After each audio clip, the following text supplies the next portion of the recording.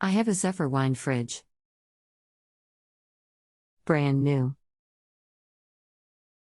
It started flashing 6E or B on the temp display and dinging. We then received another error code. A new board was sent and installed per Zephyr. It ran for about a day, then yesterday the 6E or B flashing started again. After some time it stopped. It is doing it again. What is the unit doing?